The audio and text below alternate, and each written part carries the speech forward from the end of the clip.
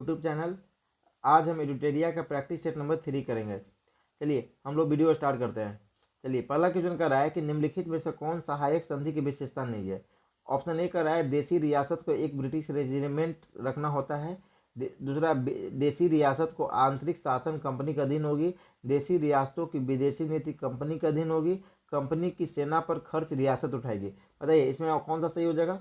तो इसमें right answer हो जाएगा ऑप्शन बी। ऑप्शन बी जो है इसका राइट आंसर है।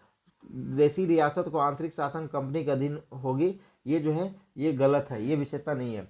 अगला कह रहा है निम्नलिखित में से किस समाचार पत्र पर वर्नाक्युलर प्रेस एक्ट के तहत कार्रवाई की गई। तो वर्नाक्युलर प्रेस एक्ट के तहत कार्रवाई किस पर की गई थी बताइए।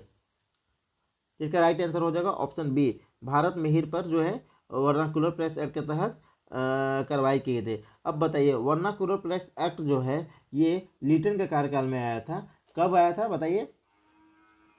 ये आया था 1878 ईस्वी में। ठीक है, आगे हम चलते हैं। इंडिपेंडेंस नामक समाचार पत्र किनके द्वारा प्रकाशित किया गया था। इंडिपेंडेंस नामक समाचार पत्र किनके द्वारा प्रकाशित किया गया था। इसका राइट आंसर हो जाएगा B, option B, Motilal Nehru के द्वारा किया गया था।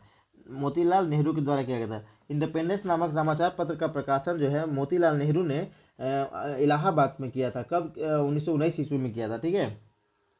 बाल हत्या प्रथा किस प्रेसिडेंसी में अधिक थी। बाल हत्या प्रथा किस प्रेसिडेंसी में अधिक थी। ये जो इसका क्या हो जाएगा आंसर। राइट आंसर हो जाएगा ऑप्शन सी, बंगाल। रेशमी रुमाल षड्यंत्र किससे संबंधित है। रेशमी रुमाल षड्यंत्र किससे संबंधित है। मौलवी उबैदुल्ला सिंधी। मौलवी उबैदुल्ला सिंधी से संबंधित है। अब देखिए रेशमी रुमाल जो था ये मौलवी उबैदुल्ला सिंधी द्वारा एक षड्यंत्र चलाया गया था, जिसमें इनके द्वारा माफ कीजिएगा, मुस्लिम देशों का समर्थन प्राप्त करने हेतु एक अभियान चलाया गया था, जिसे हम रेशमी रुमाल के नाम से जानते हैं। ठीक है, अब आगे पढ़ते हैं। निम्नलिखित में से कौन पारिस्थितिक तंत्र के एक विषय में से निम्नलिखित में से कौन पारिस्थितिक तंत्र के विषय में सही नहीं है। यह एक बंद तंत्र होता है, इसकी अपनी उत्पादकता होती है। यह एक प्राकृतिक संसाधन तंत्र होता है। यह एक कार्यशील कार्रवाई इकाई, माफ कीजिएगा, यह एक कार्यशील इकाई होता है। ठीक है, इसका क्या राइट आंसर हो जाएगा। इसका राइट आंसर हो जाएगा ऑप्शन ए। ऑप्शन जो है ए, यह एक बंद तंत्र होता है। आगे कह रहा है निम्नलिखित में से कौन प्रसिद्ध जैविक हॉटस्पॉट है बताइए। तो इसका राइट आंसर हो जाएगा ऑप्शन डी। ऑप्शन डी, पश्चिमी घाट। किस चक्र के संचालन में सौर विकिरण की महत्वपूर्ण भूमिका होती है। किस चक्र के संचालन में सौर विकिरण की महत्वपूर्ण भूमिका होती है। तो राइट आंसर हो जाएगा ऑप्शन बी, जल चक्र। गौतम बुद्ध के संघ में भिक्षुणी या स्त्री के प्रवेश की अनुमति कहाँ दी गई। गौतम बुद्ध ने संघ में भिक्षुणी स्त्री के प्रवेश की अनुमति कहाँ दी। इसका राइट आंसर हो जाएगा, इसका राइट आंसर हो जाएगा ऑप्शन ए, वैशाली में जो दिया गया था। देखिए गौतम बुद्ध ने संघ में अपने स्त्री का जो प्रवेश करवाए थे वो वैशाली में कराए थे, और इसमें पहला जो प्रवेश कराए थे वो जो स्त्री, जो पहला स्त्री थी जो इनके संघ में प्रवेश किए थे, उसका नाम था महामाया गौतमी, जो कि गौतम बुद्ध की मौसी थी। ठीक है, आगे चलते हैं। भारत के किस क्षेत्र में सर्वाधिक दैनिक तापांतर पाया जाता है। भारत के किस क्षेत्र में सर्वाधिक दैनिक तापांतर पाया जाता है। तो मरुस्थलीय क्षेत्र में। अगर हमारा वीडियो अगर आपको पसंद आ रहा है तो कृपया करके मेरे वीडियो को सब्सक्राइब करें और लाइक करें, ताकि हम और से और वीडियो हम आपके लिए बना सकें। ठीक है, आगे आगे चलते हैं। 3 जनवरी को उपसौर की घटना होती है। 3 जनवरी को उपसौर की घटना होती है। इस दिन पृथ्वी पर दिन रात बराबर होते हैं। इस दिन पृथ्वी पर सबसे ठंडा दिन होता है। इस दिन पृथ्वी सूर्य की दूरी सबसे न्यूनतम होती है। इस दिन पृथ्वी सूर्य की दूरी सबसे अधिक होती है। बताइए कौन सा सही हो जाएगा। तो देखिए 3 जनवरी को जो उपसौर की घटना होती है, तो इस दिन जो है पृथ्वी सूर्य की दूरी सबसे न्यूनतम होती है। ठीक है, ये राइट आंसर हो जाएगा सी। अगला कह रहा है कि कौन सी भूकंप तरंगे सबसे अधिक विनाशकारी होती है। कौन सी भूकंप तरंगे सबसे अधिक विनाशकारी होती है। तो इसका राइट आंसर हो जाएगा बताइए। इसका राइट आंसर हो जाएगा ऑप्शन सी, एल तरंगे जो है विनाशकारी होती है। आगे कर रहा है मिलान करना है। देखिए रेड क्लिफ रेखा जो है भारत और चीन, डुरंड रेखा जो है भारत पाकिस्तान, मैग्नीनोट रेखा जर्मनी फ्रांस जर्मनी, हिंडनबर्ग रेखा फ्रांस और बेल्जियम। देखिए इसमें कौन सा सही हो जाएगा, कौन सही है बताना है, सही मिलान करें। तो देखिए इसमें सही जो हो जाएगा ऑप्शन सी जो है ये रहे राइट आंसर। मैग्नीनोट रेखा फ्रांस और जर्मनी है। तो देखिए भारत और रेड क्लिफ रेखा जो है भारत और पाकिस्तान को जोड़ती है, ठीक है। डुरंड रेखा जो है पाकिस्तान अफगानिस्तान को जोड़ती है, और हिंडनबर्ग रेखा जो है ये जो है जर्मनी और पोलैंड को जोड़ती है, ठीक है। पहले जो है डुरंड रेखा जो है भारत और पाकिस्तान को जोड़ती थी, मगर आज़ादी के बाद ये जो रेखा हो गया पाकिस्तान और अफगानिस्तान में को जोड़ता है, ठीक है। आगे आगे कह रहा है निम्नलिखित में से कौन सी पर्वत सबसे लंबी है। निम्नलिखित में से कौन सी पर्वत सबसे लंबी है बताइए। एंडीज पर्वत जो है सबसे लंबी है, ठीक है, एंडीज पर्वत। आगे कह रहा है किस अधिनियम द्वारा केंद्रीय बजट को राज्य के बजट से अलग कर दिया गया। किस अधिनियम द्वारा केंद्रीय बजट को राज्यों के बजट से अलग कर दिया गया। तो इसका राइट आंसर हो जाएगा बताइए। इसका हो जाएगा right answer option B, Bharat शासन अधिनियम 1919 द्वारा ऐसे अलग कर दिया गया था केंद्रीय बजट को राज्य बजट से, ठीक है। निम्नलिखित में से किस योजना के आधार पर संविधान सभा का गठन हुआ। निम्नलिखित में से किस योजना के आधार पर संविधान सभा का गठन हुआ था। इसका राइट आंसर हो जाएगा कैबिनेट मिशन योजना। कैबिनेट मिशन योजना के आगे आगे करा अंतरिम सरकार की गठन की घोषणा कब की गई थी। अंतरिम सरकार के गठन की घोषणा कब की गई थी। तो इसका राइट आंसर हो जाएगा ऑप्शन बी। ऑप्शन बी 24 अगस्त 1946 को है जो कैबिनेट अंतरिम सरकार की गठन हुआ था, ठीक है। आगे आगे जो अगला सवाल कर रहा है देखिए 19 नंबर का रहा है कि निम्नलिखित में से कौन सा कथन सही है। जब राज्य में राष्ट्रपति शासन लागू होता है तो संसद को संबंधित राज्य के लिए राज्य सूची पर कानून बनाने की शक्ति प्राप्त होती है। राष्ट्रपति शासन के उपरांत भी संसद द्वारा बनाया गया कानून प्रभावी रहता है। राष्ट्रपति शासन के उपरांत भी संसद द्वारा बनाया गया कानून प्रभावी होता है। अब देखिए इसमें कह रहा है कि कौन सही है, तो देखिए ये जो है दोनों सही है, ठीक है। इस तरह राइट आंसर जो हो जाएगा ऑप्शन सी जो है इसका सही है, ठीक है। आगे कह रहा है अनुच्छेद 54 का संबंध किस निम्नलिखित में से किससे है। अनुच्छेद 54 का संबंध किससे है देखिए बताइए आप। देखिए अनुच्छेद 54 का संबंध जो है राष्ट्रपति निर्वाचन से संबंधित है, ठीक है। राष्ट्रपति ऑप्शन ए जो है राइट आंसर हो जाएगा। निम्नलिखित कथनों पर में से कौन गलत है, गलत को चुन करना। देखिए पढ़िए राज्य लोक सेवा आयोग के सदस्यों एवं अध्यक्षों की नियुक्ति राज्यपाल द्वारा की जाती है, ये जो है सही है, ठीक है। राज्य लोक सेवा आयोग के अध्यक्ष एवं सदस्य को पुनः नियुक्त नहीं किया जाता है, ये भी सही है, ठीक है, ये भी सही है। राज्य लोक सेवा आयोग के अध्यक्ष या सदस्य के वेतन राज्य संचित निधि से दिया जाता है, जबकि पेंशन जो है भारत के संचित निधि से दिया जाता है। देखिए ये गलत है, ये जो है गलत है। राज्य के लोक सेवा आयोग का अध्यक्ष और सदस्यों का वेतन जो है राज्य संचित निधि से दिया जाता है, परंतु पेंशन जो है भारत के संचित निधि से नहीं बल्कि राज्य के संचित निधि से दिया जाता है, ठीक है। इस तरीके से ऑप्शन सी जो है ये गलत है, ठीक है। चलिए आगे बढ़ते हैं। वित्त आयोग के संबंध में निम्न कथनों पर विचार करिए। वित्त आयोग में एक अध्यक्ष और 2 सदस्य होते हैं। इनका कार्यकाल राष्ट्रपति के आदेश के तहत तय होता है। इनकी पुनर्नियुक्ति नहीं हो सकती है। उपयुक्त में से कौन सा गलत है देखिए बताइए। देखिए इसमें जो गलत है तो ऑप्शन बी जो है गलत है। 1 और 3 जो है गलत है। देखिए वित्त आयोग में एक अध्यक्ष और 4 सदस्य होते हैं, ठीक है, और इनकी पुनर्नियुक्ति की जा सकती है, ठीक है। आगे पढ़ते हैं। निम्न में से कौन सा आरबीआई की मौद्रिक नीति के मात्रात्मक उपकरण है। आरबीआई के मौद्रिक नीति के मात्रात्मक उपकरण है। तो इसका राइट आंसर हो जाएगा ऑप्शन डी जो है इसका राइट आंसर हो जाएगा, ठीक है। चलिए आगे हम करते हैं। प्रधानमंत्री किसान संपदा योजना का मुख्य उद्देश्य क्या है। प्रधानमंत्री किसान संपदा योजना का मुख्य उद्देश्य क्या है। तो इसका राइट आंसर हो जाएगा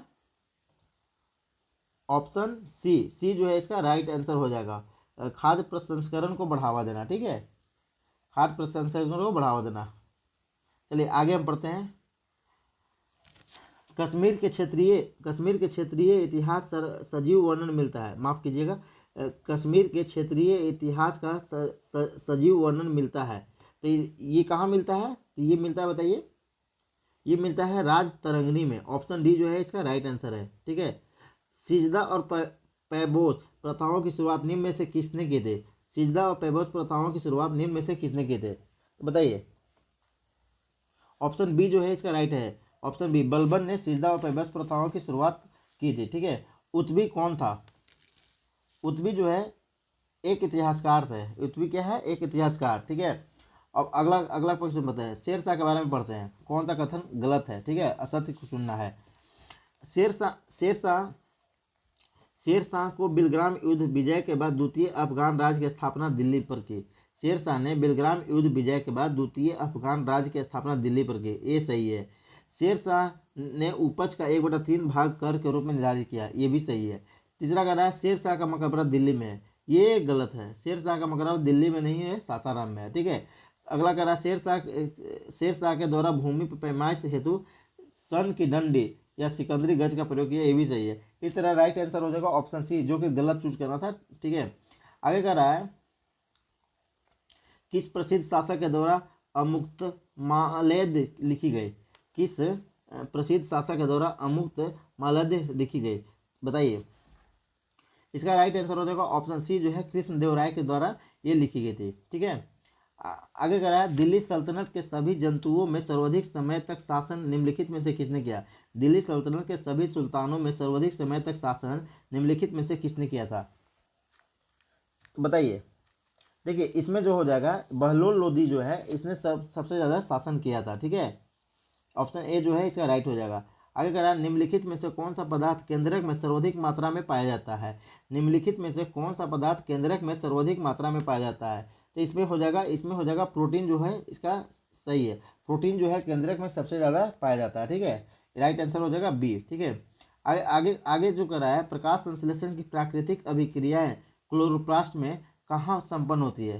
प्रकाश संश्लेषण की प्रकाशिक अभिक्रियाएं क्लोरोप्लास्ट में कहाँ संपन्न होती है? बताइए। इसका राइट आंसर हो जाएगा ऑप्शन ए, ग्रेना में संपन्न होती है। ठीक है। थैलोफाइट्स होता है। थैलोफाइट्स क्या होता है? ये थैलोफाइट जो होता है क्या होता है? बताइए। इसका राइट आंसर हो जाएगा ये ऑप्शन डी। डी जो है इसका राइट आंसर है। ये जो है वे पौधे जो लवणों वाली मिट्टी में उगते हैं, वे पौधे जो लवणों वाली मिट्टी में उगते हैं उसे थैलोफाइट कहते हैं। ठीक है। आगे कह रहा है कौन सा टेस्ट एड्स के लिए किया जाता है? निम्नलिखित में से कौन सा टेस्ट एड्स के लिए किया जाता है? बताइए। PCR, RIPA, CD4, ELISA. तो इसमें कौन सा सही हो जाएगा? तो इसमें आपका सही हो जाएगा PCR, CD4, एलिसा। 1, 3, 4 1, 3, 4 जो है ये जो है एलिसा टेस्ट के लिए किया जाता है। ये राइट आंसर हो जाएगा ऑप्शन डी। ठीक है। आगे कह रहा है निम्न में से कौन सा रुधिर वर्ग के सर्वाधिक प्लाज्मा में कोई एंटीबॉडी नहीं होता है? निम्न में से कौन सा रुधिर वर्ग के प्लाज्मा में कोई एंटीबॉडी नहीं होता है? तो देखिए, तो एंटीबॉडी जो नहीं होता है वो होता है AB में जो है कोई एंटीबॉडी नहीं होता है। ठीक है। इसे राइट आंसर हो जाएगा सी जो है सही है। आगे कर रहा है ट्रिपल वैक्सीन DPT में कौन सा हार्मोन नहीं होता है? माफ़ कीजिएगा, ट्रिपल वैक्सीन DPT में कौन सा एक नहीं होता है? ठीक है। तो इसमें क्या नहीं होता है? पीलिया जो है इसमें नहीं होता है, इसलिए राइट आंसर हो जाएगा ऑप्शन बी। ठीक है। आगे कह रहा है अल्फा कण का द्रव्यमान हीलियम के एक अणु के बराबर होता है। इसके आवेश किसके बराबर होते हैं? अल्फा कण का द्रव्यमान हीलियम के एक अणु के बराबर होता है। इसके आवेश किसके बराबर होते हैं? बताइए। तो राइट आंसर हो जाएगा ऑप्शन सी जो है 2 प्रोटॉन के बराबर होते हैं। ठीक है। आगे कह रहा है न्यूटन के किस गति नियम से बल का व्यंजन प्राप्त होता है? न्यूटन के किस गति नियम से बल के व्यंजक प्राप्त होता है? तो इसका आंसर हो जाएगा ऑप्शन बी, न्यूटन के द्वितीय गति नियम। ऑप्शन बी जो है सही है। आगे कह रहा है सिलिकॉन, जर्मेनियम, कार्बन आदि पदार्थों को प्रतिरोधकता ताप बढ़ाने पर क्या होती है? सिलिकॉन, जर्मेनियम, कार्बन आदि पदार्थों की प्रतिरोधकता ताप बढ़ाने पर क्या होती है? तो बताइए। देखिए, ये जो होता है ताप बढ़ाने पर जो होता है ये बढ़ती है, इसलिए ऑप्शन सही ये जो है सही है। ठीक है। आगे कह रहा है निम्न में से किस तत्व का सर्वाधिक समस्थानिक होता है? निम्न सबसे ज़्यादा समस्थानिक किसका होता है? बताइए। देखिए, इसमें हो जाएगा राइट आंसर हो जाएगा ऑप्शन डी, पोलोनियम का जो है सबसे ज़्यादा समस्थानिक होता है। ठीक है। आगे कह रहा है हाइड्रोजन को जलने से क्या बनता है? ठीक है। बताइए। तो ये हो जाएगा ए, पानी। हाइड्रोजन के जलने से क्या बनता है? तो पानी बनता है। ठीक है। अगला ग्रेफीन होता है। ग्रेफीन क्या है? कार्बन का नैनो प्रतिरूप। ऑप्शन बी जो है राइट हो जाएगा। विश्व रक्त दिवस कब मनाया जाता है? विश्व रक्त दिवस कब मनाया जाता है? बताइए। 14 जून, 14 जून को विश्व रक्त दिवस के रूप में मनाया जाता है। ठीक है, 14 जून। आगे आगे मिलान करना है। ठीक है, प्लाज्मा अनुसंधान संस्थान कहाँ है? प्लाज्मा अनुसंधान संस्थान ये कहाँ है? ये हो जाएगा गांधीनगर में, ये एक सही है। ठीक है, फिर कह रहा है राष्ट्रीय समुद्र विज्ञान संस्थान कहाँ है? तो ये हो जाएगा पणजी में, ऑप्शन 4। केंद्रीय खाद्य प्रौद्योगिकी संस्थान कहाँ है? तो ये हो जाएगा मैसूर में। ठीक है, अगला भारतीय मौसम विज्ञान संस्थान कहाँ है? तो ये जो है दिल्ली में। इस तरीक़ा से ऑप्शन देखिए, पहला का 4, माफ कीजिएगा, पहला का 1 गांधीनगर, समुद्री विज्ञान जो हो जाएगा पणजी में हो जाएगा 4। ये राइट आंसर हो जाएगा डी जो है इसका राइट हो जाएगा, 1 4 2 3। ठीक है, आगे पंचरात्र का संबंध किस धर्म से है? पंचरात्र का संबंध किस धर्म से है बताइए? तो ये हो जाएगा ऑप्शन ए, राइट आंसर हो जाएगा ऑप्शन ए जो है वैष्णव से है। आगे एकमात्र भारतीय जिसे रसायन के क्षेत्र में नोबेल पुरस्कार प्रदान किया जाता है, एकमात्र भारतीय जिसे रसायन के क्षेत्र में नोबेल पुरस्कार प्रदान किया जाता है वो कौन है बताइए? तो ये राइट आंसर हो जाएगा ऑप्शन ए, वेंकटरमन रामकृष्ण।